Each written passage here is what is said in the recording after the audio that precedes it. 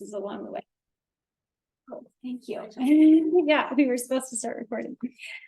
This field guide, okay, so taking over 180 hours to complete, Haley will be talking through the creation as well as the process it took to achieve this completed native species field guide that is now used as an educational tool to identify the vegetation around the Durango Nature Center. So we'll give it over to Haley. Thank you. Cool.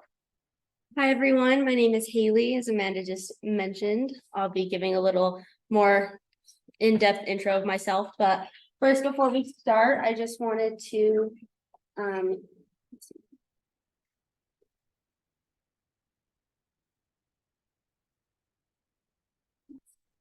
start with a land acknowledgement. So we acknowledge the land that Fort Lewis College is situated upon and is the ancestral land and territory of the Nuchu people who were forcibly removed by the United States government. We also acknowledge that this land is connected to the communal and ceremonial spaces of the Jicarilla Apache, Pueblos of New Mexico, Hopi-Sonome, and Dene nations.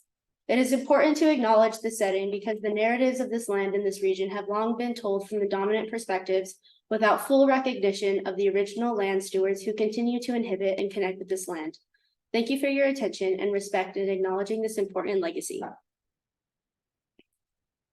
So, who am I? Amanda did a great job explaining, but just to highlight, so I'm originally from northern New Mexico. I'm from Nambe Pueblo. I had just graduated from Fort Lewis College in the spring of 2023, so this past spring.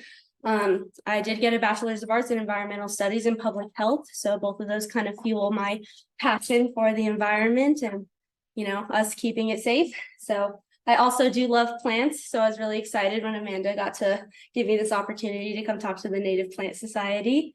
I actually, when I first decided to come to college, I was looking into a botany degree, but Fort Lewis didn't offer that. And so I knew that I was still going to Fort Lewis, but I wanted to try something. So I tried biology and I didn't really like that. So I ended up trying some environmental studies classes and public health classes, and I instantly found my calling. And so that's kind of how I ended up in that route. I love learning and I love research. And so both of those things were kind of really big aspects of this project. I had to do a lot of research on the native vegetation that exists in this area. And I also had to do a lot of learning throughout this process because I've never created any type of book before. So that was really fun to learn and just be a part of. When I'm not doing any of those things, I am either outside skiing or hiking. I like to paddle, reading when I can, or just hanging out with some friends or doing something fun.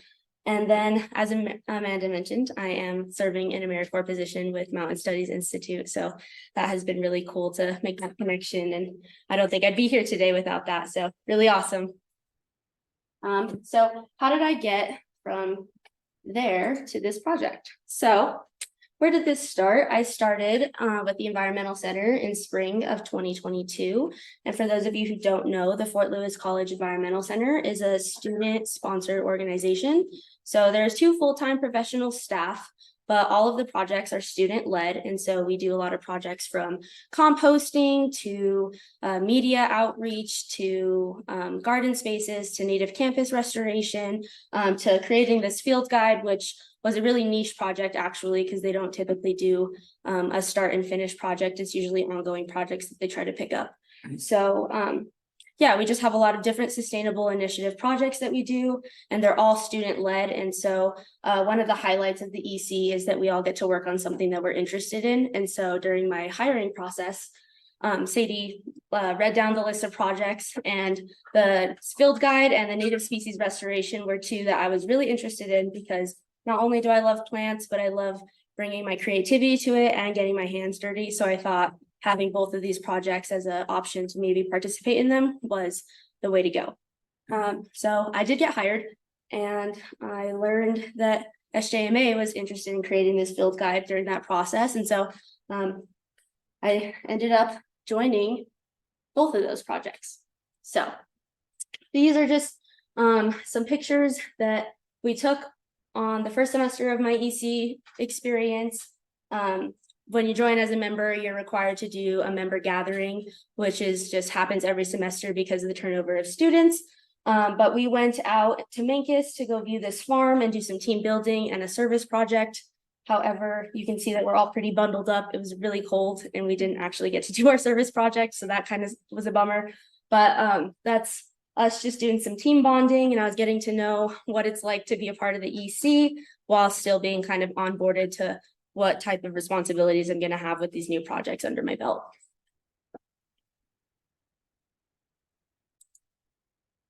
So planning the process. This is where I met Rachel Taylor, who couldn't be here tonight, but she works for SJMA on the education team. And she was wonderful and so helpful in the creation of this project. I don't think I could have ever done it without her. But both of us came together and realized we have no knowledge of creating a book. So we started this whole project from scratch, and we kind of just started the trial and error process, just from what we had from our own experiences. And the first thing that we started with was Rachel brought to me a really vague, just long list from the Durango Nature Center that had about 80 plus species on it. And while it was kind of overwhelming, it was still, I was up for the challenge. I was like, cool, we're going to make a field guide with all of these species and it's going to be great. And so I immediately took that list and I was like, okay, I'm going to throw this into an Excel sheet and then we're going to brainstorm from there. So the next step after we had our list of species was, what did we want to know about them? And so we needed to know what type of audience that we're trying to approach. We needed to know what type of topics that we wanted to focus on. And we also, something that I learned along the process that I didn't expect to be a barrier was the language level. When I first started researching all of these species, I was so happy to just do my little research and then come to Rachel, excited to show her all the work I did. And she was like, this is great, but it's not for our audience, because I was thinking in a college level mindset. And so that was kind of hard for me to scale that back to children's level. But it was really a great learning experience, because now I'm in the position where I do have to do that with my job all the time. And so it's really exciting that I got to kind of touch on that before I ended my college career. And then once we were going through all of these different species, we wanted to know the different types of categories of vegetation we wanted to include. And so we decided to go with trees, shrubs, flowers, cacti, grasses, and invasives. We thought that those were the top things that we wanted to see within the field guide. So we had our categories of vegetation, but we also needed an explanation as to what we're looking at with our vegetation. And so we did some brainstorming and we wanted to know, we thought that these different categories were going to be the most useful when looking and for plant ID, especially with young children, to keep them engaged. And so we wanted a description of the species, a really brief description too, just kind of like some general characteristics. We wanted to know the leaf type, because we all know that leaves are really important when it comes to identifying plants.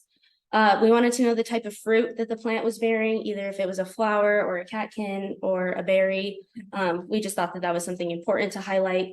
And because of the cultural significance in this area, we thought it would be really important to highlight traditional uses as well. So I did some research in trying to find out what these different plants were used for within the cultures around this region. We also wanted to know seed dispersal and the animals that depend on this species. We thought that using the word depends was better than looking for a habitat or food, just because some animals depend on multiple things for these different plants. And then we also included a fun fact, because who doesn't love fun facts? Everyone. Yeah, so like I said, we started really ambitiously, and I had that whole list of 80 plus species, and I just started cracking away at all of those categories with all of those species. And I was really in and over my head, because I did the math and I was like, okay, if I do so and so many species a week, I'll be done by the end of the semester and we'll be ready to go next semester for this. And about 2 or 3 weeks of plugging in all that research, I was like, this is not going to work. So the next time I met with Rachel, I was like, okay, I think we need to narrow down what type of species we're actually going to include in the book. And so we went back into those those 6 categories, and we decided to use, we actually narrowed it down that we needed, the field guide itself was only supposed to be about 25 pages. And so I was like, whoa, I didn't know that when I started researching, and I was like, okay, there's no way we're going to put 80 plus species on 25 pages. And so we decided to divide them up into about 5 pages per category. And we roughly about 5 or 6 species per category we decided to go with, and they were the most prominent species that we saw around the nature center.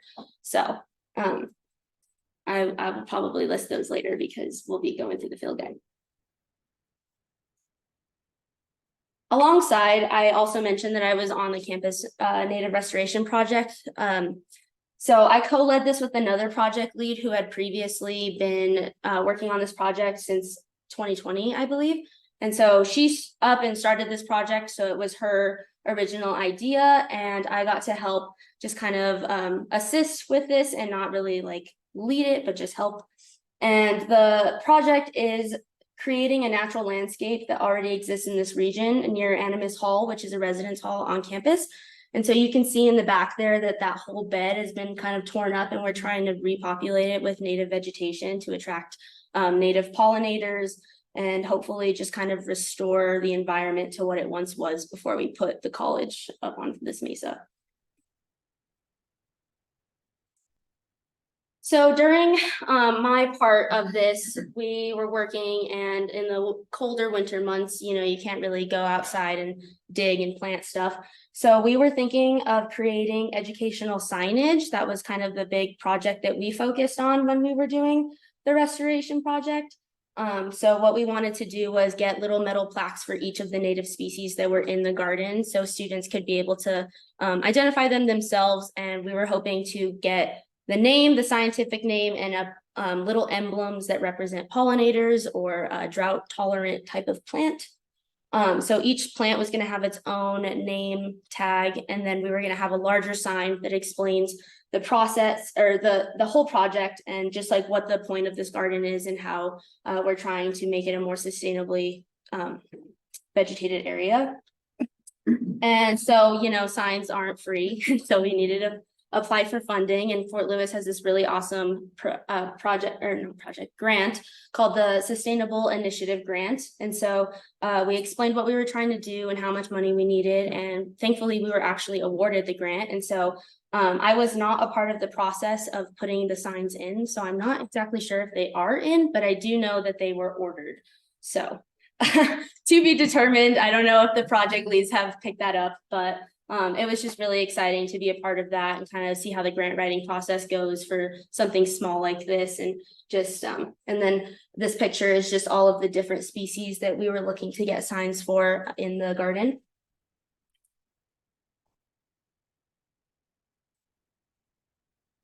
And another highlight of this project is that we met Kate Grayson from Sierra Club, who also couldn't be here tonight, but she was so kind to come and help me and Nova with this project. She was really into it from the get-go. She's very like a native plant head. I don't know if any of you have met her, but she generously donated her time and her energy to be able to help us obtain plants and plant them. So we did a lot of coordinating at the end of the semester, and she helped us get a lot of native species into the ground after we had done all of that grant work. And yeah, so you can just see that that's kind of the restoration work that we've been doing. And I think that the project is still ongoing today. So hopefully the current project leads are keeping up with that, or at least working on some maintenance with that project. So back to the field guide. We successfully transplanted all of those donated species we were just talking about. And all this research was finally finalized and reviewed. So this was a screenshot of just like the final Excel sheet that we were looking at. We organized it by, okay, what information do we have for each of these species?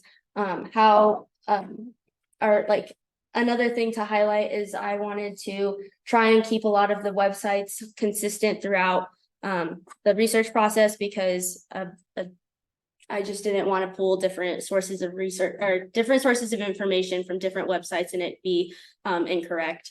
So I tried to keep it consistent. One of the most common websites that I found helpful was the Utah State University website. They had a lot of great information that had all of those categories that we were looking for. And so I prepped everything to be taken a pause for, because we were going on summer break and I wasn't going to be able to be working on this project for the summer. So we try to make sure at least the research process was done and finalized, and then we were going to start the design process the next semester. So fall semester 2022 is when I picked this project back up, and we started the design process, and this was one of the, well, this is a final page, but it is a page that was a work in progress for a really long time.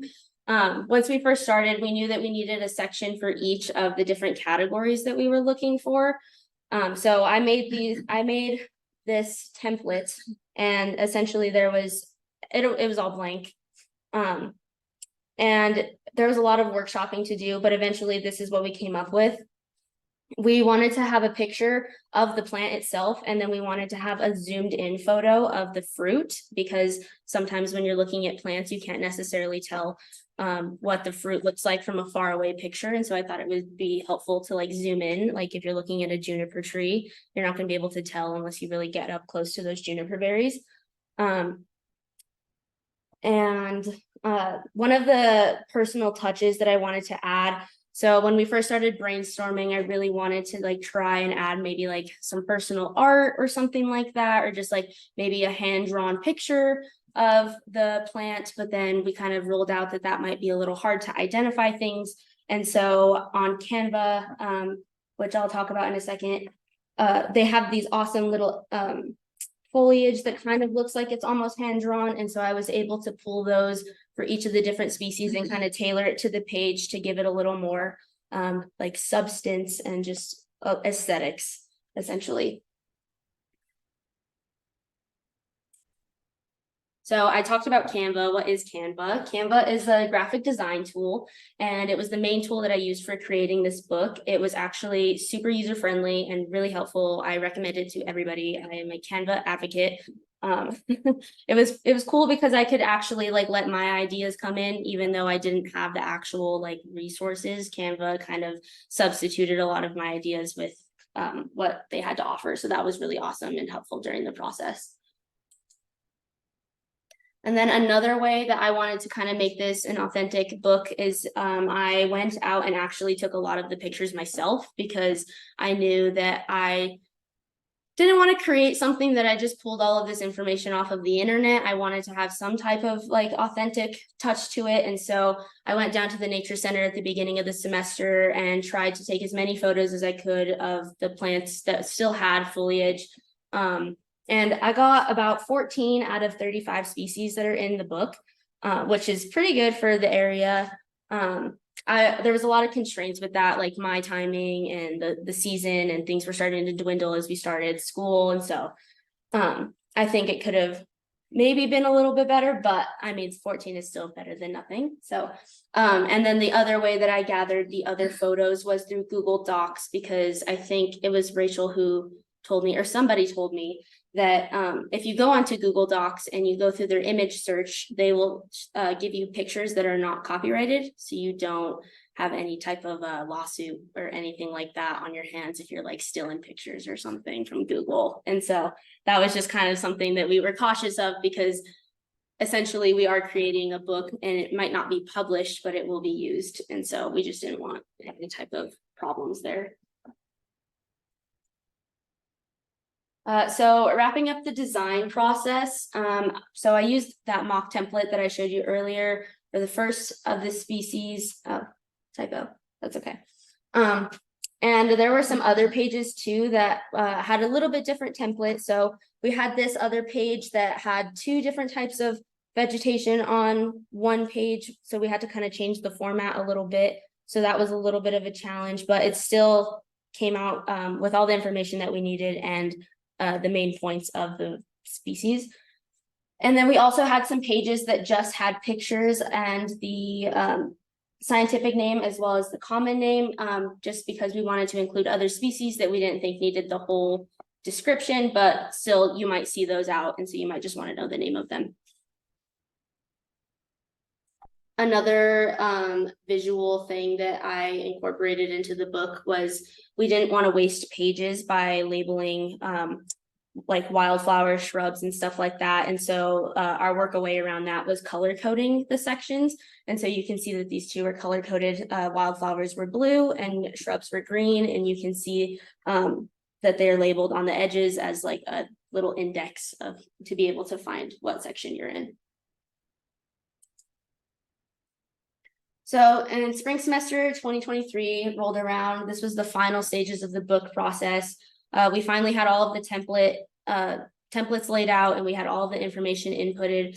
One of the issues that we kind of ran into was scaling. So this is what one of the Nature Center books look like right now, and it's small. And when I was working in Canva, it was about an 8.5, a normal size piece of paper that I was working off of. So we had to figure out how to scale it without losing the quality of the content page, because we would save it and then like try to minimize it and it would just get really grainy. We did find a workaway around that. I cannot remember how we did it. I remember me and Sadie sitting at the computer for like 45 minutes, just like trying to figure out how we could do this, and like printing, running back and forth. It was a hassle, but it was worth it in the end to get the quality that we needed for the book. We also did some visual and grammatical edits, as well as just looking for consistency throughout the text. And then we did a lot of peer review before we actually printed it. So I think John over here was one of our peer reviewers who helped with the edits of this book, because we didn't want to just publish something that had any incorrect information. So yeah, we got to finally wrap that up at the end of the semester, which was really awesome. And so the finished project came to be, I don't actually remember when it finished, but I do remember how excited I was when Rachel finally gave me copies of the book. I was like, oh, it's finally done and printed. So we successfully created a versatile botany field guide that's now been used for educational purposes. And as Amanda did say in my little bio earlier, it did take over 180 hours to complete. I did go back to my timesheets and count all of those hours up. And so it was a pretty hefty load of work, but I am so excited to be able to share what I created with the community and to be able to just talk to you guys about this whole field guide that I made just for the Native Plant Society. I think this is so cool. I've never been to a meeting for them. So some things that I would have done differently, I think I would have planned the research process more efficiently. I think had I not just went in and over my head with those 80 species, I think we could have gotten a lot more done a lot sooner. But you know, trial and error. I also wish I would have started with the design first as well. I think instead of making one single template, we just kept putting things in and out of that one template. And then once I finally had like the completed version, I was like, okay, now I have to like make this without the words. And so it was kind of a lot of back and forth. And so I wish we would have just been a little more consistent with the design process. And then if I was ever put in this position again, I would love to try and get 100% of the original pictures. I think it'd be really cool to have that real, just all of those real life pictures taken of healthy living plants in this area. And yeah, if I ever got the opportunity to make a book like this, I definitely would try and hop on that opportunity. So.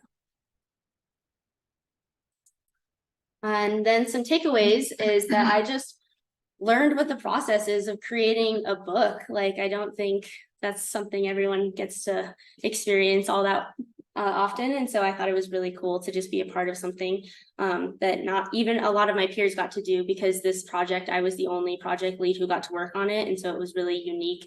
And I want to call it special because this was like my project baby. And one thing I'm also excited about is that I'm really comfortable with graphic design now. I feel like I have a lot of more confidence in creating flyers and stuff like that, which comes in handy with the job I do now. And even just in everyday life, you never know when you're going to need advertisement.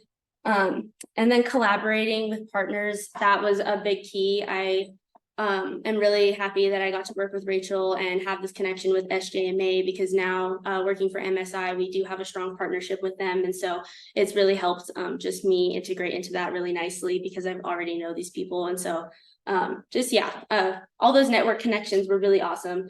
I gained new different soft skills and hard skills, opened new doors and opportunities, such as this talk today. I don't think I would have ever given this talk had I not been given the opportunity to make the book and serve AmeriCorps with MSI.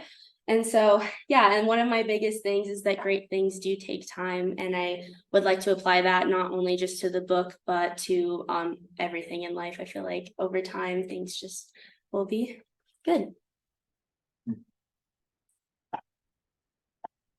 So I just want to say thank you. And I want to thank Rachel, Sadie, and John. John, for being here physically in the presence tonight. Thank you so much for all of your help with this book and just supporting the talk tonight. And then Rachel and Sadie, who aren't here, just give them a shout out that they did an amazing job helping me create this book and guiding me, because they were both mentors in this process. So yeah, thanks everybody. Any questions? Yeah. Where did you get those hand drawings again? What you put in the background? I thought that was a really nice touch, where you have pictures in front and then you have that. Where did you get those? So I got them off Canva. So when they have this like section called elements, and you can search anything essentially. And so I searched the plant I was looking for, and I wanted that authentic, like drawn look. And so I kept scrolling until I found just like the right plant. So it took a little bit of time to just like really make it, because I was very tedious about choosing which plant goes with what. And I do have field guides for you guys to look at. Sorry, folks online, I don't think I have a field guide to like show you. But yeah, so yeah, on Canva, I just basically searched for these little pictures until I found them, and then made sure that they were all like similarly drawn, so it looked like it was like a consistent artist essentially. It's a nice touch. Thanks. Yeah, is there a plan to have like it's a question, PDF, like online version of this document? I don't know. Do you know, Stephanie? No, but we would be more than. Yeah, because I do have a PDF version Yeah. of the book. That would be awesome if like we could upload that somewhere. That would be really Yeah, fun. there's some utility in this for like our forest monitoring crews. Totally. Because some of their botany skills are at that level, which is good. Yeah, I think that's like the fun part of the book, is that it's a very versatile type of book. You can use it for children, you can use it for adults. I think like the information is just enough that it's like, okay, this is a baseline knowledge of these plants, which is really cool. Let's see, anyone on Zoom? Let's see. Hello, Haley. This is the Maggie. Field guide online? Is the field guide available for purchase somewhere? I think these are questions for Stephanie. So we would love, with your permission, to put a digital copy online.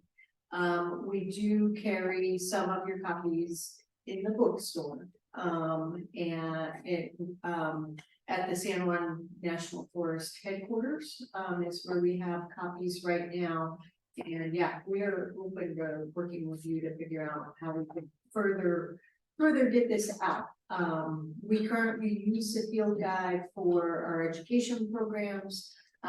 We have improved our signage at the nature center to align with the field guide, so people can use that to do kind of self-guided interpretive blocks. And yeah, we all have been amazed by the quality of this product, Haley. And Thank you you. did a phenomenal job, and would love to figure out ways to just elevate the work that you put into this document. Yeah. Because it is really, everybody I have showed this to has just been amazed, so. Thank you. Yeah, I would love to try and get that online, or some type of way that anyone can just access it for just to look at it, and you can use it for their own self-guided interpretation.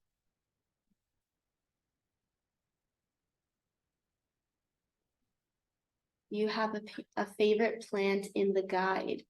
Ooh, Melissa, that's a good question. Let me see. I do like the cholla cactus that I got to take a picture of, because I got to take a picture of him and he's just like such a cool cactus.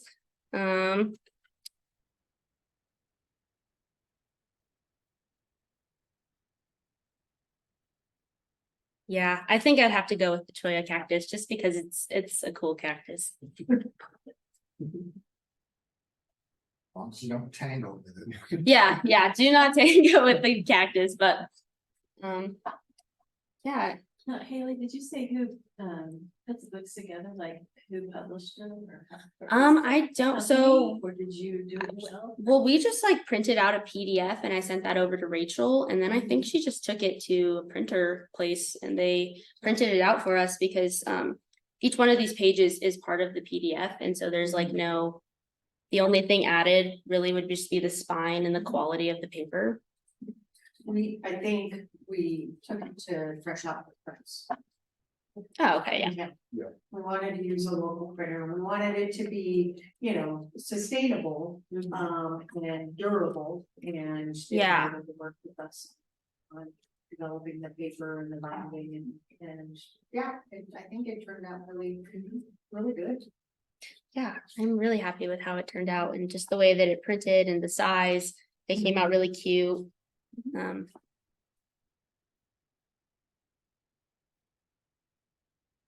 I think, I don't know if there's no questions here, there's no questions in the chat. Cool. Well, thank you all for being here online and in person. I appreciate all of you coming and just listening to me talk about the process and all of the challenges and successes that I made while creating this field guide. So, thanks.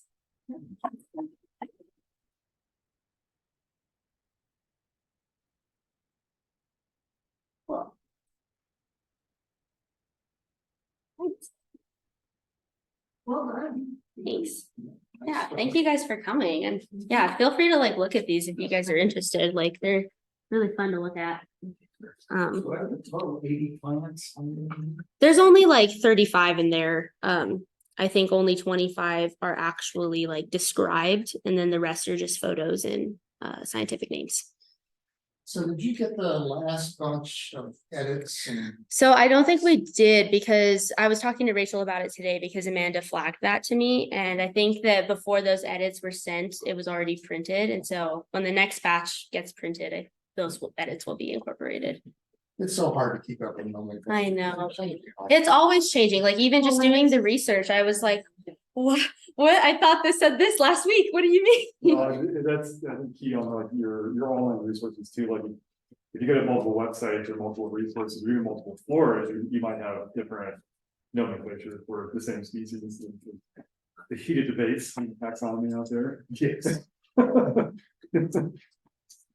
Well, and that'd be a great reason to have the digital copies, so we can, you know, get any corrections and amendments Definitely. incorporated. And then. Yeah, I think Rachel should have access to that PDF. Okay, Or I even tried to give her access to the Canva document so she Okay. could just go in and edit it off Yeah. Canva and then downloaded it. Cause I think it's a lot easier to just edit within the platform than it is to like download a PDF and then like use Adobe or something to yeah. edit it that way. Cause then it just kind of messes with everything. It's not the same. Yeah, not the same type of format and quality. Yeah, it is. Hate Adobe. So.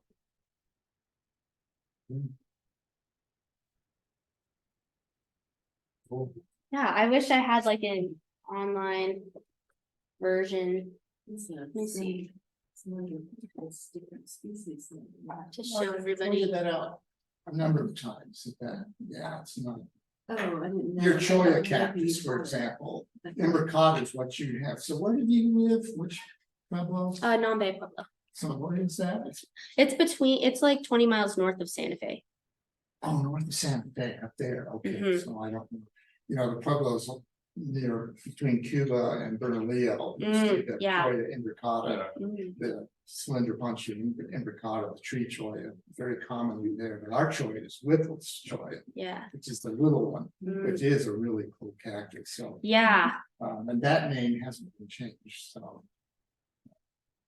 Yeah, I would want to try and like just take this home and use it because I feel like I didn't really get a feel for the vegetation and like the names and all of the information that I now know until I was here. And so like I go out and like, you know, around this area and I'm like, oh, that's that and that's that. But like I have yet to like do that at home. And so I just kind of want to like step back into that environment and be like, oh, this is like a new lens to look at this like place that I grew up in that I never realized.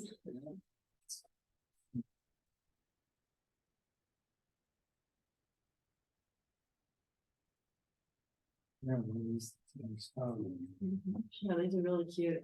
I mean, they're just the right colorful, Yeah. fun looking thing for kids.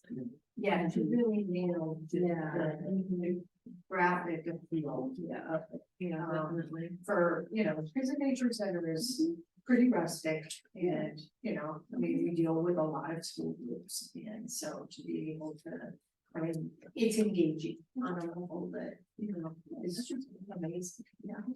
So what are you working on? The book of world flowers and everything. Wow, okay. Oh, cool. It's really cool. That's so fun. Yeah, it has been really, really fun. what software are you using? Yeah, what are you using? I use Photoshop Elements. Oh, okay. Nice. Yeah, I feel like, well, I mean, Canva is really great for like what we did. I don't think the environmental center really had any other type of platform, but yeah, I think both of them. It's great. just something I've used because I scrapbook a lot. And I Yeah, think that's kind of it's really like what scrapbook. I wanted to get. So it wasn't a huge learning curve. I already knew how to use it, Mhm. so That's fun. I love like the have you seen like zins? Like those are really cool. The what? They're called, I think they're called zins. They're like little books and they're like, or zines. I don't know. Oh, okay. But yeah, they use like Photoshop and people can make like these cute little books with like just placing all kinds of different stuff on them and they're really fun. Seen a lot of kids use them for classes and stuff.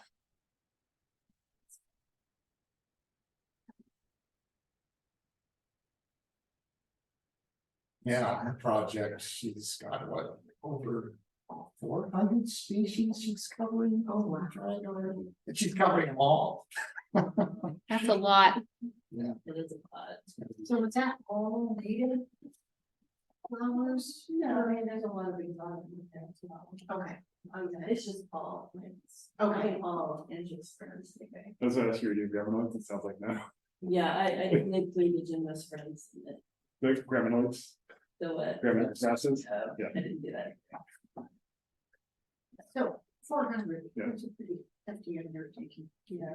And our tally of plants at the nature center is over 200. Oh my gosh. But I'm still waiting for Amanda or Anthony or somebody that knows sedges. All right. Because Oh yeah, and Amanda knows her sedges. I remember one time we were up at Ophir and she was just like talking my ear off about sedges and I was like, you know so much.